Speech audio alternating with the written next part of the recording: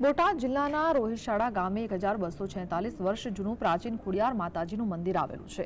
રોહિશાળા ગામ કે જે ખોડિયાર માતાજીને તેમના 7 બહેનો અને ભાઈ સાથે પ્રગટ થયેલા। દંતકથા અનુસાર લગભગ 1200 વર્ષ પૂર્વે માં ખોડિયાર આ ધરા પર પ્રગટ થયા હતા। માં ખોડલે તેમના જીવનનો મોટા ભાગનો સમય આ ધરા પર જ પસાર કર્યો હતો અને એ જ કારણ છે કે શ્રદ્ધાળુઓને મન આ ધામના દર્શનનો સવિશેષ મહિમા છે। માં ખોડિયારનું આ સ્થાનક શ્રી આવડ ખોડલના નામે પ્રસિદ્ધ છે। માતા અહીં તેમની 6 બહેન અને 1 ભાઈ સાથે વિરાજમાન છે। અહીં દર્શનાર્થે આવનાર શ્રદ્ધાળુઓને આઠેયના એક સાથે દર્શન થઈ રહ્યા છે। આ શ્રી આવડ ખોડલ મંદિરના પરિસરમાં જ વરખડીનું એક પણ વૃક્ષ આવેલું છે। આ વૃક્ષ સદીઓ જૂનું છે અને છતાંય એવું જ લીલુંછમ છે। આ વૃક્ષ નીચે પારણામાં માં ખોડલનું પ્રાગટ્ય થયું હોવાની લોકવાયકા છે અને એ જ કારણ છે કે શ્રદ્ધાળુઓ અહીં માં ખોડલના દર્શનાર્થે આવે છે। તે આ વરખડીના દર્શન કરવાનું પણ ચૂકતા નથી। અહીં વૃક્ષ નીચે માં ખોડિયારની અત્યંત ભાવવહી પ્રતિમાનું સ્થાપન છે।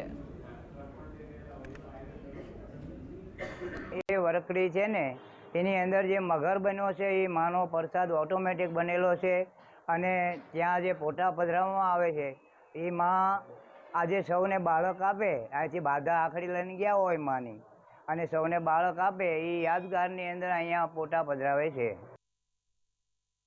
બસ અહીંયા થોડીક શાંતિ મળે છે અને હું છેલ્લા 20 વર્ષથી અહીંયા આવું છું। મારા ફાધર અહીંયા આવતા અને એ જતા રહ્યા છે ધામમાં, તો પછી અમે પણ વર્ષે જ્યારે અહીંયા આવીએ છીએ તો પછી પગે લાગવા અહીંયા આવીએ છીએ। વાત હોય શ્રદ્ધાની ત્યાં પુરાવાની શી જરૂર।